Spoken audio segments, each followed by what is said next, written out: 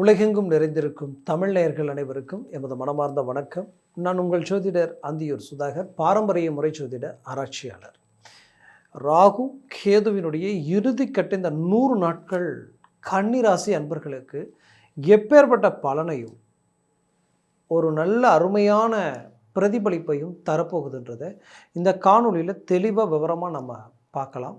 நம்ம சேனலை சப்ஸ்கிரைப் பண்ணாதவங்க பண்ணிக்கோங்க, பெல் பட்டனை கிளிக் பண்ணி ஆல் ஆப்ஷனை கொடுத்துக்கோங்க. அப்போ தான் அடுத்தடுத்த காணொலிகள் உங்களை உடனடியாக வந்தாடும். எப்போவுமே கன்னிராசி அன்பர்களுக்கு நான் ஒரு விஷயத்தை நான் இந்த இடத்துல பகிர்ந்துக்க விரும்புகிறேன். ஏன்னா நீங்கள் புதன் பகவானின் ஆதிக்கத்தில் பிறந்தவங்க, புத்தி கூர்மையும் அறிவாற்றலையும் அட்வான்டேஜாக யோசிக்கக்கூடிய மனோபலத்தையும் கொண்டவங்க. ஏன்னா அடுத்தவங்களுக்கு ஐடியா கொடுக்கணுன்னு உங்கள் ஐடியா அவ்வளோ ஒர்க் அவுட் ஆகும். உங்கள்கிட்ட நின்று பேசினா இன்னும் கொஞ்சம் நேரம் பேசலாமான்ட்டு அவங்களுக்கு தோணும். அவ்வளோ தெளிவாக எந்த ஒரு விஷயங்கள் நீங்கள் செய்தாலும் மற்றவங்க ஃபோக்கஸ் உங்கள் மேலே இருக்கிற அளவுக்கு அவ்வளோ தெளிவாக இருப்பீங்க. அதுலேயும் நீங்கள் எப்போவுமே ஒரு முடிவெடுத்தால் அந்த முடிவை பின்வாங்க மாட்டீங்க, அவ்வளோ ஸ்ட்ராங்காக நிற்பீங்க. ஆனால் உங்கள் வாழ்க்கையில் திருமணம் சார்ந்த விஷயங்கள் மட்டும்தான் நீங்கள் நினச்ச மாதிரி சில விஷயங்கள் அமையறதில்லை. அதை நீங்களே அதை வந்து எப்படின்னா உங்களுடைய திறமையால், உங்களுடைய புத்திசாலித்தனத்தினால நீங்களே அதை உருவாக்கி மீண்டும் அழகு பார்க்கக்கூடிய ஒரு நிலைமைக்கு ஆளாயிடுறீங்க.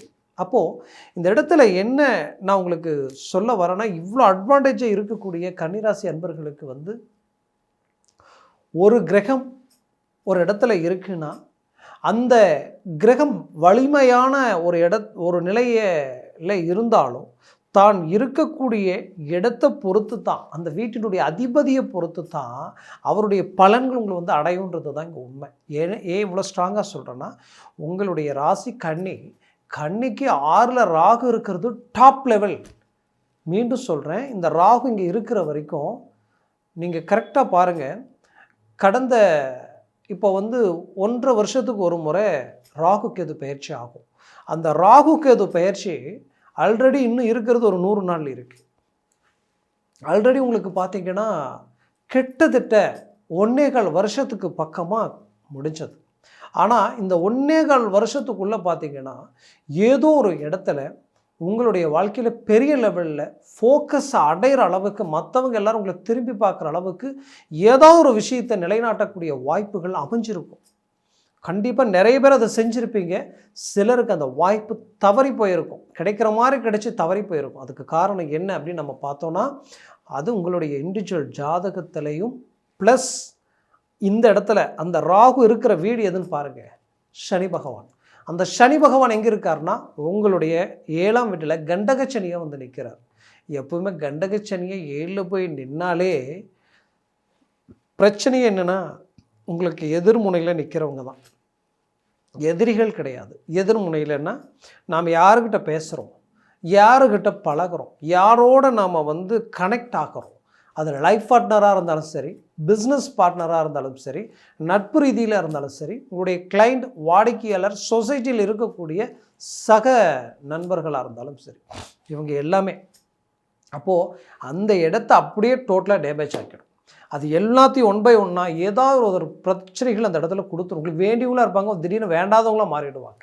இந்த மாதிரியான ஒரு நம்ம லைஃப்பில் சின்ன வயசுலேருந்து இவங்க தான் நமக்கு எல்லாம் நீங்கள் நினச்சி வந்துட்டு இருந்த சிலர் பார்த்தா திடீர்னு உங்களுக்கு ஆப்போசிட்டாக போகக்கூடிய ஒரு நிலைமை உருவாயிருக்கும். பட் அவங்களும் உங்களை எதிரியாக நினச்சிருக்க மாட்டாங்க. ஆனால் ஏதோ ஒரு சுழற்சி, ஏதோ ஒரு சூழ்ச்சி எல்லாமே அது வேறு மாதிரியான ஒரு நிலைமையை உண்டாக்கிட்டு இருக்கும். அப்போது இந்த நிலையில் இருந்த இந்த சூழலுக்கு காரணம் இந்த 7ல் இருக்கக்கூடிய கண்டகச்சனினால் கன்னிராசி அன்பர்களுக்கு நிம்மதி, சந்தோஷம், தன்னுடைய இலக்கை நோக்கி போகக்கூடிய பயணம், தன்னுடைய வேலையில் இருக்கக்கூடிய நிம்மதி, தன் தொழில் ரீதியில் இருக்கக்கூடிய பெரிய லெவலில் வளர்ச்சி பாதை, இது எல்லாமே டவுன் ஆகிருக்குன்னு தான் நான் சொல்லுவேன்.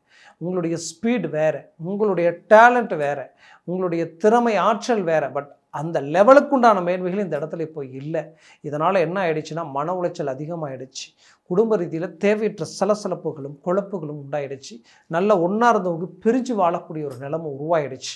குடும்பத்திற்காக தான் வாழ்க்கை எவ்வளோ நெருக்கடிகளாக இருந்தாலும் சரி, எவ்வளோ ரிஸ்க்காக இருந்தாலும் சரி, வெளிநாடு போகணும், மிக தூரமாக இருந்தாலும் பரவாயில்லை, அங்கே போய் இருந்து நம்ம வேலை செஞ்சு குடும்பத்தை உயர்தர நிலைக்கு கொண்டு போகணுன்ற எடுத்த முயற்சிகள் இன்றைக்கி இவ்வளோ தூரம் வந்து இந்த இடத்துல நமக்கு எதுவும் பாசிட்டிவ் இல்லையே, எல்லாமே நமக்கு எதிர்முனையில் இருக்கே அப்படின்ற ஒரு குழப்பத்தோட ஒவ்வொரு நாளையும் கடந்து போனால் போதுமே நினச்சி கஷ்டத்தில் இருக்கக்கூடிய கன்னிராசி அன்பர்கள் எத்தனையோ பேர் இருக்கீங்க.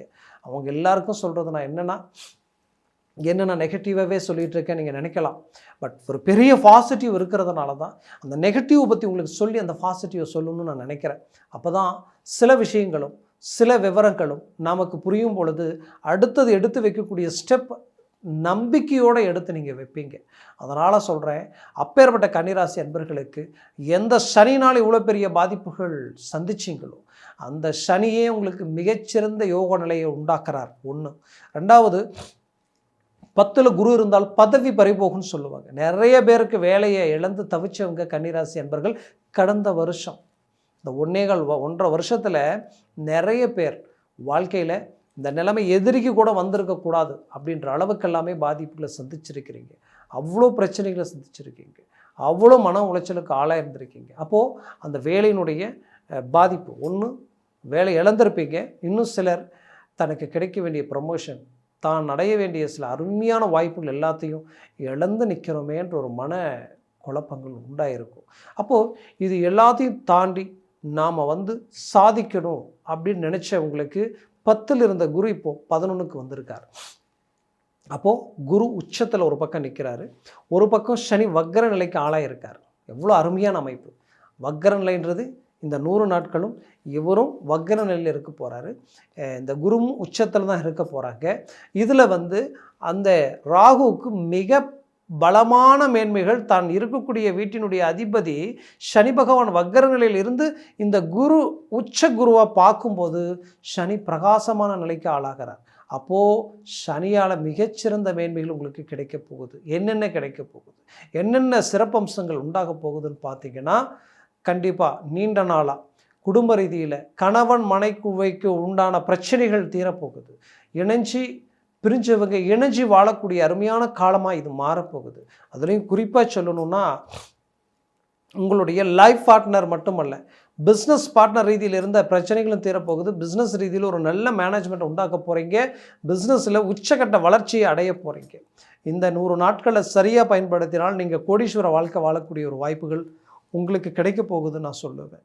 அதுலேயும் குறிப்பாக சொல்லணும்னா, இந்த காலகட்டங்கள் உங்களுக்கு நீங்கள் கடந்த காலகட்டங்களில் நல்ல டேலண்ட் இருந்திருக்கும், நல்ல திறமை உங்கள்கிட்ட இருக்கும், நல்ல அட்வான்டேஜாக ஷார்ட் மைண்டாக யோசிப்பீங்க, ஸ்மார்ட் ஒர்க் உங்கள்கிட்ட நிறைய இருக்குது. ஆனால் சரியான நேரத்தில் சரியான இடத்துல அதை சரியாக செய்ய முடியாமல் நிறைய விஷயங்களை மிஸ் பண்ணிட்டீங்க. இப்போ அதை நீங்கள் பயன்படுத்த போகிறீங்க, சரியான விதத்தில் இறங்கி செயல்பட போகிறீங்க.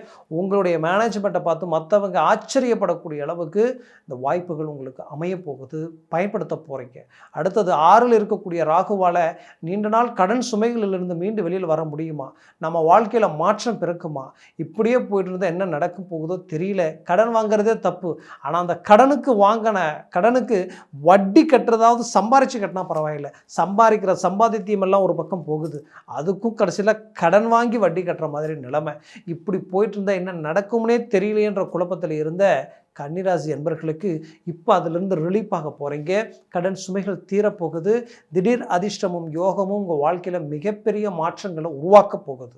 இதில் குறிப்பாக சொல்லணும்னா, 6ஆம் பாவன்றது எதிரிகளை உங்களை விட்டு விலக போகிறாங்க. யாரெல்லாம் நீங்கள் கீழே விழணும், பாதிக்கப்படணும், உங்களை பார்த்து கைதட்டி சிரிக்கணும்னு நினச்சாங்களோ அவங்களே உங்களை பார்த்து ஆச்சரியப்படக்கூடிய அளவுக்கு உங்களுடைய ஸ்பீட், உங்களுடைய வேகம், உங்களுடைய ஆற்றலை கண்ட விலகி நிற்கக்கூடிய ஒரு காலமாக இது இருக்க போகுது. அதுலேயும் குறிப்பாக வீடு கட்டக்கூடிய யோகம், பூமி வாங்கக்கூடிய யோகம், குடும்பத்தில் சுபகாரியங்கள் நடக்கக்கூடிய காலமாக இது மாறப்போகுது. நீண்ட நாள் திருமணம் ஆகாமல் தனக்கு வயது மீறி தன்னை விட குறைந்த வயதில் இருக்கக்கூடியவங்களுக்கு கூட சடனாக திருமணம் நடக்குது. நமக்கு நடக்கலையேன்ற வருத்தத்தில் இருக்கக்கூடியவங்களுக்கு இப்போ அது உங்களுக்கு கைக்கூடி வரும். கடவுளுடைய அனுகிரகம் உங்களுக்கு நேரடியாக கிடைச்சா எப்படி இருக்குமோ அப்பேற்பட்ட மாற்றங்கள் உங்களுக்கு பிறக்க போகுது. வெளிநாடு முயற்சிகள் கைக்கூடி வரப்போகுது. வெளிநாட்டுக்கு நீண்ட நாளாக முயற்சி எடுத்து தடையாக இருந்தவங்களுக்கு இப்போ வெளிநாடு போகக்கூடிய அரிய வாய்ப்புகள் கிடைக்க போகுது. வெளிநாட்டில் இருந்து எத்தனையோ விஷயங்களுக்காக எவ்வளவோ காலகட்டங்களில் எவ்வளோ சிரமங்களான விஷயங்கள் உங்களை அடையும் போது கூட அதை அழகாக மேனேஜ்மெண்ட் பண்ணியிருப்பீங்க, அதிலிருந்து அழகாக ரிலீஃப் ஆகிருப்பீங்க. கொஞ்சம் காலகட்டங்களிலிருந்து 10 பேருக்கு வழிகாட்டிய நீங்கள் உங்களுடைய ஸ்டெப் எதை நோக்கி எடுத்து வச்சா தெரியலையே, எதில் வச்சாலும் ஃபெயிலியர் ஆகுது. இப்போ என்ன பண்ணுறதுன்னு நினச்சவங்களுக்கு இப்போ நீங்கள் மூவ் பண்ணுற ஒவ்வொரு மேனேஜ்மெண்ட்டும் பெரிய லெவலில் சக்ஸஸ்ஃபுல்லாகும். உங்களை விட்டு பிரிஞ்சவங்களும் உங்களோட வந்து இணையக்கூடிய ஒரு காலகட்டமாக இது மாறும். என்னை பொறுத்தவரையிலையும் கன்னிராசி அன்பர்கள், பிள்ளைகள் தன்னுடைய பேச்சை மீறி எடுத்த முடிவுகளிலிருந்து அவங்க மீண்டும் உங்களோட வந்து இணைஞ்சு வாழக்கூடிய அழகிய அருமையான காலமாக இது மாறும். என்னை பொறுத்தவரையிலையும் இந்த காலகட்டங்களில் நீங்கள் ரொம்ப டீப்பாக இறங்கி செயல்பட்டீங்கன்னா உங்களுடைய கடின உழைப்புக்கு மிகப்பெரிய மேன்மைகள் பிறக்க போகுது. வேலையில் ப்ரமோஷனுக்குரிய வாய்ப்பும் அரசியல் சார்ந்த ரீதியில் இருக்கக்கூடியவங்களுக்கு நிறைய வாய்ப்புகள் வந்து அடையும். பயன்படுத்தினால் நீங்கள் ஒரு ஸ்டாண்டர்டான இடத்துல நின்று ஜெயிக்க போகிறீங்க. அதில் எந்த மாற்றமும் இல்லை. குறிப்பாக சொல்லணும்னா ஆரோக்கிய ரீதியில் இருக்கக்கூடிய பிரச்சனைகள் தீரக்கூடிய ஒரு காலமாக இருக்குது. ஏன்னா இந்த 6ஆம் பாவம்ன்றது சத்ரு, நோய் நொடி சம்மந்தப்பட்ட அந்த இடத்துல இருக்கக்கூடிய பிரச்சனைகள் தீரப்போகுது. குறிப்பாக உங்களுடைய 12ஆம் பாவத்தில் கேது நிற்கிறாரு. மோட்சஸ்தானம். நீங்கள் இந்த டயத்தில் ஆரம்பித்தாலும் அதை முடிச்சுடுவீங்க. அதை அழகாக எக்ஸிக்யூட் பண்ண போகிறீங்க. நல்ல வாழ்க்கையினுடைய ஒரு பிரகாசத்தை அடையிறது உங்களுக்கு நல்லா தெரியும். தெய்வ பலம் உங்களோட இருக்கிறதுன்னு தெரியும். நீங்கள் படுத்து தூங்கினாலோ அந்த தூக்கத்திலையும் சரி, அந்த சொப்பனங்களிலும் சரி, பின்னாடி நடக்கிறது முன்கூட்டியே கனவுல காட்டி கொடுக்கக்கூடிய அளவெல்லாம் சில நல்ல விஷயங்கள் உங்களோட வந்து இணையக்கூடிய ஒரு காலமாக, ஒரு தெய்வத்தினுடைய முழு அனுகிரகம் உங்களோட இருக்கக்கூடிய ஒரு காலமாக இது மாறப்போகுது. நான் சொன்ன பலன்கள் கோச்சார ரீதியில் சொல்லியிருக்கிறேன். ஜனன ஜாதகமும் திசா புத்தியும் சர்வாஷ்ட வர்க்க பரல்களை பொறுத்து பலன்கள் மாறுபடும். எனக்கு சுய ஜாதகத்தை பார்த்து ஒரு முடிவெடுங்க. அதில் எந்த கிரகத்தினால் நீங்கள் பாதிக்கப்பட்டீங்க, ரொம்ப நாளாக சில பிரச்சனைகளுக்கு ஆளாயிட்டீங்கன்னா அப்போ ஏதோ ஒரு கிரகத்தினுடைய தாக்கம் அந்த இடத்துல உங்களை பாதிக்குது. அது என்னன்றது பாருங்கள். எந்த திசா புத்தி உங்களை ஆதிக்கம் பண்ணுது, அந்த திசா புத்தி உங்களுக்கு சாதகமாக இருக்கா பாதகமாக இருக்கா, சர்வாஷ்ட வர்க்க பரல்களில் இந்த பரல்கள் எத்தனை பரல்களோடு இருக்குன்றதை பாருங்கள். இதெல்லாம் பார்த்து எந்த ஒரு முடிவெடுத்தாலும் அது மிகப்பெரிய வளர்ச்சி பாதைக்கு வழிவகுக்கும். அதனால் உங்கள் ஜனன ஜாதகத்தை பார்க்கணும்னு நினச்சாலும் கீழே இருக்கக்கூடிய கான்டாக்ட் நம்பருக்கு கால் பண்ணி முன்பதிவு செய்து வாட்ஸ்அப் மூலமாக உங்கள் ஜாதகத்தை அனுப்பி தெளிவாக விவரமாக கேட்டு தெரிஞ்சு அதை சார்ந்த முடிவுகள் முயற்சிகள் எடுங்க. அது மேலும் மேலும் உங்களுடைய வாழ்க்கை வளமான வாழ்க்கையை அமைச்சிடும். உங்களது வாழ்க்கை வளமாக அமைந்திடும். அது மனமார்ந்த வாழ்த்துக்கள். நன்றி, வணக்கம். மீண்டும் சந்திக்கலாம்.